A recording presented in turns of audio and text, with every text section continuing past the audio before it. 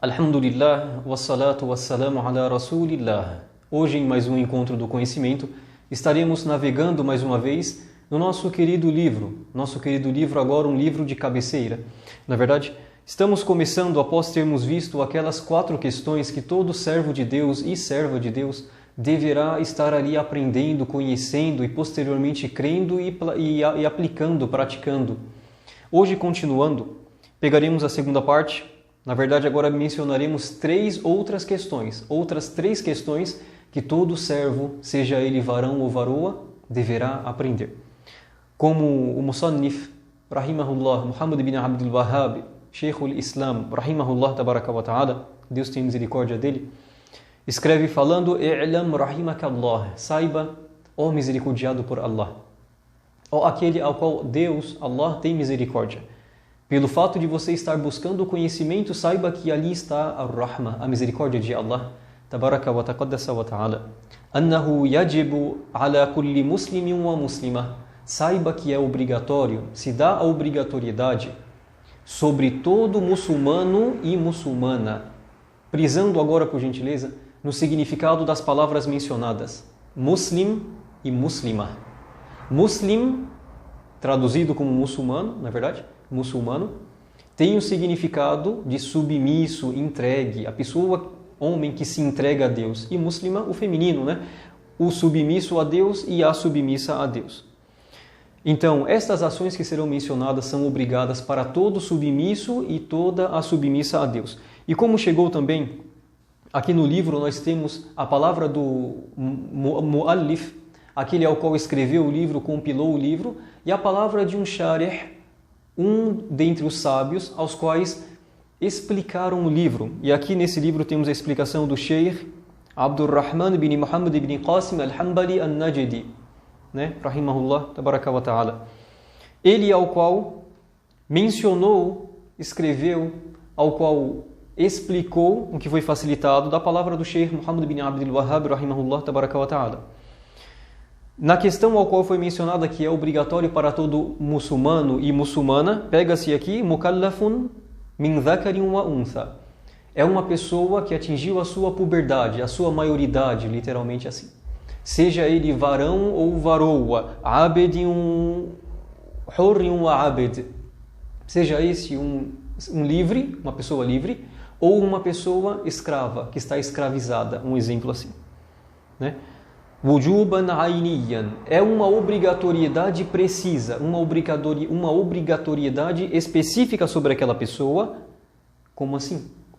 Como mantém a questão, yu'aqabu al-mar'u ala tarkihi. A pessoa ao qual abandona essas questões, deixa as questões que serão mencionadas, ela será castigada por isso. Porque aquela pessoa já saiu daquele nível de quando ela ainda é infante, seja infante intelectualmente, das suas faculdades mentais.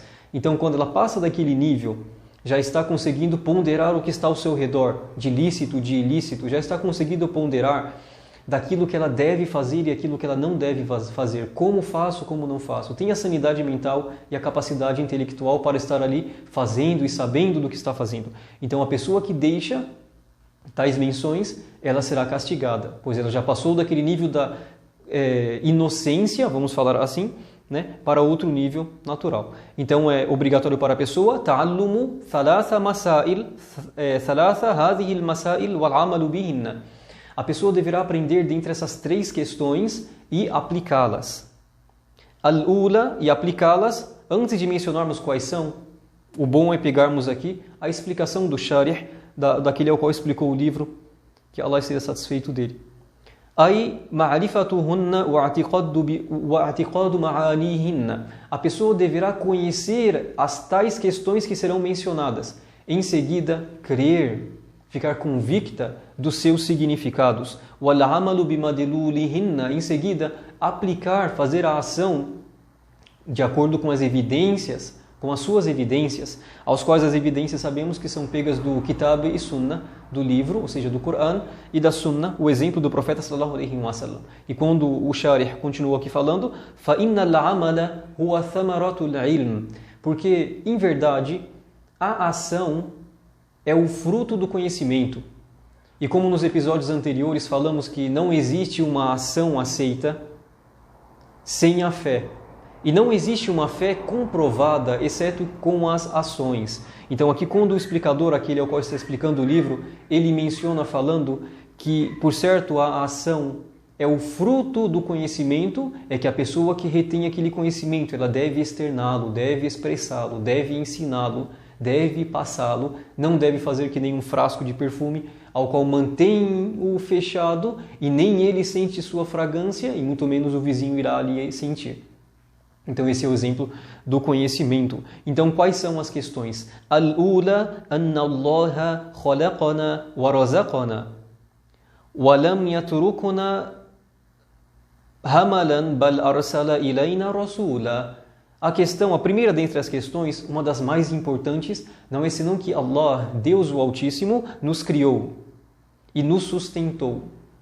E o explicador chega aqui, Ai awjadana ba'da an lam nakun shay'a li'ibadatihi. É que Allah tabaraka wa ta'ala nos criou, nos originou, Ele nos tornou do zero, nos originou quando não estávamos sendo nada, para a sua adoração, apenas para a ibada, para a adoração dele tabaraka wa ta'ala. Wa razaqana, e nos sustentou, an-ni'ami linasta'inu ala ma khalaqana lahu.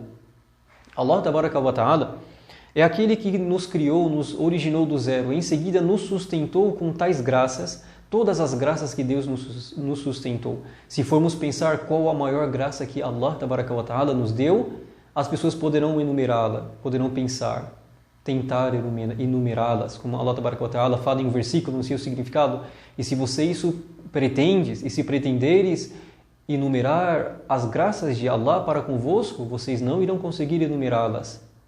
Versículo fortíssimo. E se for perguntado, interrogado para as pessoas, qual é a graça que Allah te deu? Uma delas poderá falar a visão, outras poderão falar a audição, outras poderão falar o olfato, o paladar, o tato, dentre as graças. O intelecto de pensar, graças. Porém saibam, meus irmãos e irmãs, que todas as graças aqui no momento mencionadas são graças finitas. Como Allah fala, Kullu man 'alayha fan, tudo que está sobre ela é finito. Tudo que está em cima da terra, de criaturas, nos céus e na terra, tudo que está ali é finito, acaba. وَيَبْقَى وَجْهُ رَبِّكَ ذُو الْجَلَالِ وَالْإِكْرَامِ. E restará apenas o beneplácito, a face de teu Senhor, possuidor de grandiosidade e majestade. Então tudo aquilo que Deus criou e nos deu, ainda assim são finitos, acaba, seja a visão, a audição, paladar, tato, tais coisas. Porém a única graça que nos leva para outra vida e nos beneficia nessa e na outra é a graça da hidayah, da orientação. Então por isso aquele que Deus deu a orientação jamais será desviado, e aquele que Deus não mostrou a orientação jamais conseguirá encontrar tal orientação. E orientação alguma.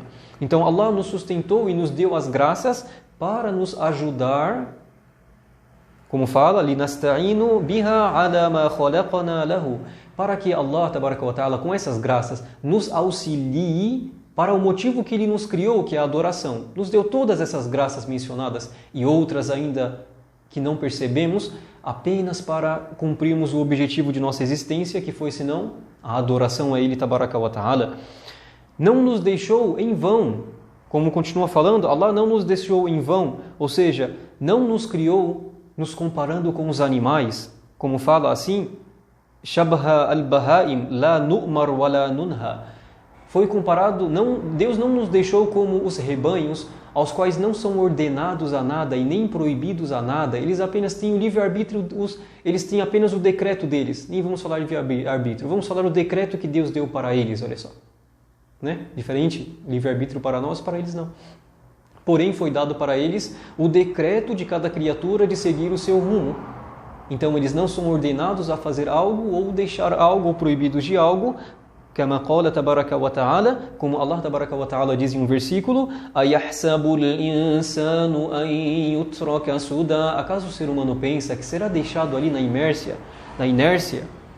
E também, tabaraka wa ta'ala, Allah Azza wa Jalla continua falando, em outro versículo, أَفَحَسِبْتُمْ أَنَّمَا خَلَقْنَاكُمْ عَبَثًا. Acaso vocês estão supondo Ou vocês estão supondo, acaso vocês estão supondo que criamos-vos apenas sem objetivo, do nada, para nada?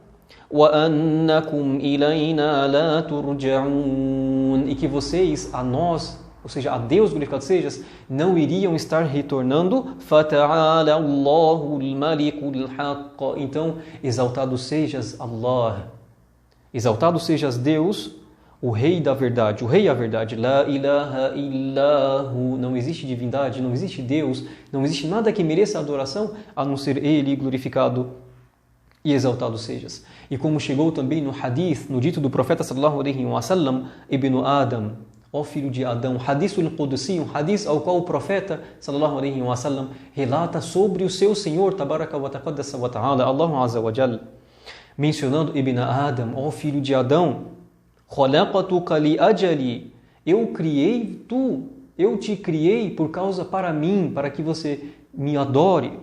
Fala tal'ab, então não fique brincando. Wa khalaqtu kulla shay'in li ajalik, e eu criei todas as coisas para ti. Fala tata'ab, então não canse. Não seja dentre as pessoas que correm atrás desta vida cansando, sendo que o sustento já está ali prescrito. E não seja dentre aquelas pessoas, a primeira parte mencionada, que sabem do objetivo que Deus criou, porém fica brincando, zombando, caçoando. Subhanallah. Então, aqui pegamos a primeira parte, é que Allah tabaraka wa ta'ala nos criou, devemos ter esse conhecimento. Em seguida, Deus glorificado seja aquele que nos sustentou e não nos deixou ali criados para o nada. Bal arsala ilayna rasula. Porém, Allah azza wa jal enviou para nós um mensageiro, enviou para nós um profeta, um orientador, um admoestador, um alvissareiro, aquele ao qual chegou com a orientação. Não foi senão Muhammad sallallahu alaihi wasallam. No caso da nossa última nação, o profeta Muhammad. Se estivéssemos agora no tempo do profeta Jesus, que a paz seja sobre ele, iremos falar, chegou-nos quem? Jesus, que a paz seja sobre ele, filho de Maria, mensageiro, profeta de Deus, que a paz de Deus seja sobre ele. Se estivéssemos no tempo de Moisés, de Abraão, de Isaac, Salomão, no tempo de Adão, se fosse no tempo de Adão, iríamos falar, Deus nos mandou o profeta Noé, o profeta Adão, ou o profeta Noé, o profeta Abraão, independente do profeta da época, chegou com a orientação. E nós, como sendo da última nação, pedimos que sejamos aqueles que adentram ao paraíso, como sendo os primeiros.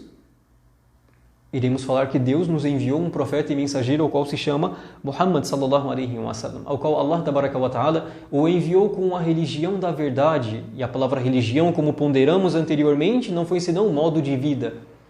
Deus enviou tal profeta Muhammad sallallahu alaihi wasallam, que a paz de Deus seja sobre ele, que a paz e bênção de Deus seja sobre ele, seus companheiros e seguidores até o dia do juízo final. Enviou-o com a religião da verdade, com o modo da verdade, tirando as pessoas assim das trevas para a luz. Das trevas, o monte. No Alcorão fala assim. Foi tirado um mensageiro que tirasse vocês das trevas para a luz, pois o caminho do desvio são muitos os caminhos. Porém, o caminho da luz, da orientação é apenas um único, assim como Deus glorificado sejas é único. Então, isso foi aquilo que foi facilitado falarmos um pouquinho sobre esse primeiro ponto, e no encontro posterior estaremos falando um pouquinho mais sobre este profeta, que a paz de Deus seja sobre ele. Será que a pessoa deverá segui-lo? E se segui-lo, o que terá? E será que se a pessoa desobedecê-lo, e se desobedecê-lo, o que terá? Então, o primeiro dito é Alhamdulillah, o louvor pertence a Deus, e o último dito, o louvor pertence a Deus, Senhor dos mundos, Alhamdulillahi Rabbil Alamin.